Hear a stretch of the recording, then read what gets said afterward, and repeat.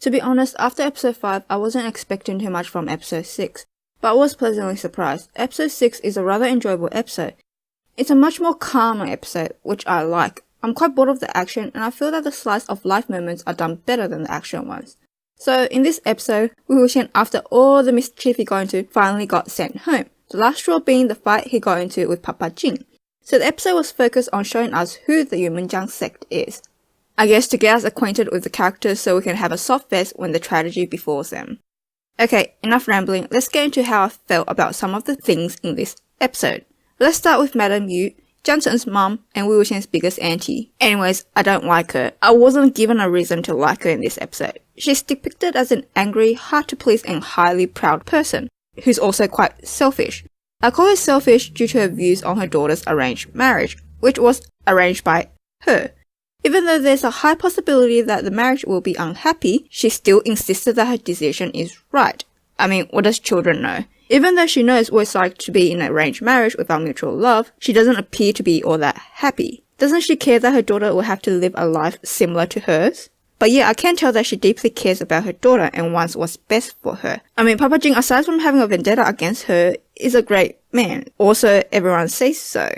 He's good-looking, talented, and from an influential family. In a lot of ways, great husband material. So I can't see why Madame Yu is so set on him being her future son-in-law, aside from the perks that comes from the two families marrying.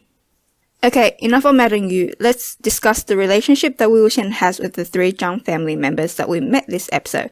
Let's start with my favorite, Madame Yu. Madame Yu doesn't seem to be all too fond of Wei Wuxian. Actually, she seems to quite dislike him. Her dislike of him could be caused by how much of a troublemaker he is, or it could be the way her husband treats Wei Wuxian made her dislike him. I'm leaning more towards the latter.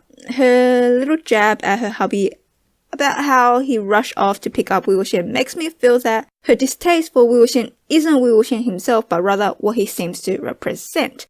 So it doesn't matter if Wei Wuxian is the way he is or if he's an angel, she will still not like him. Okay, next up, Papa Jiang. I forgot his name. I never realized how terrible I'm with names until this, but yeah. The way that Papa Jiang treats Wei Wuxian is quite interesting. He's far too nice towards to him. Jiang's expression full of sadness and longing at the sight of how his father treated Wei Wuxian suggests that Papa Jiang has always favored Wei Wuxian over him. At least his action seems to suggest that.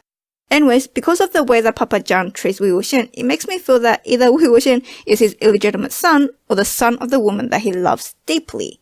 I doubt it's the first. I mean, back in the olden days, it's normal for men to have a few little wives, so illegitimate children aren't really a problem. And Madame Yu's jab about them being in a happy arranged marriage seems to suggest that there's someone else in Papa Jiang's heart. And honestly, Papa Jiang doesn't appear to be someone that would cheat on his wife, but hey, looks can be deceiving. Okay, last but not least, Sijie. Guess what? I also forgot her name. Awkward. Anyways, Sijie seems to be filling in the mother role for Wei Wuxian. She cares deeply for Wei Wuxian. There were two instances in this episode that nicely showed this. First being when Madame Yu was on the verge of eating Wei Wuxian, Sijie stepped in and saved the day. Second being her comforting Wei Wuxian after learning about the dissolvement of her arranged marriage with Papa Jiang. Even though she must have been sobbing buckets on the inside. Okay, that's an exaggeration, but the fall of the water droplet from the lotus leaf at 1607 suggests that she is quite affected by the news.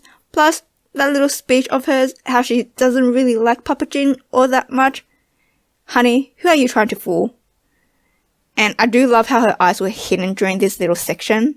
She needs the most comforting at this moment, but instead she's doing the comforting. Another thing, her reaction to Wei Wuxian punching Papa Jiang nicely contrasts with her mother's. Even though Madame Yu also watched Wei Wuxian grow up before her eyes, she holds onto a notion that Wei Wuxian punched Papa Jiang because he's a good-for-nothing troublemaker. While her daughter points out that Wei Wuxian isn't someone that lashes out on others for no reason. It's quite interesting how the two of them hold such different views on the same person. Maybe deep down, Madame Yu knows that Wei Wuxian isn't one to lash out at others for no reason, but she doesn't want to admit it.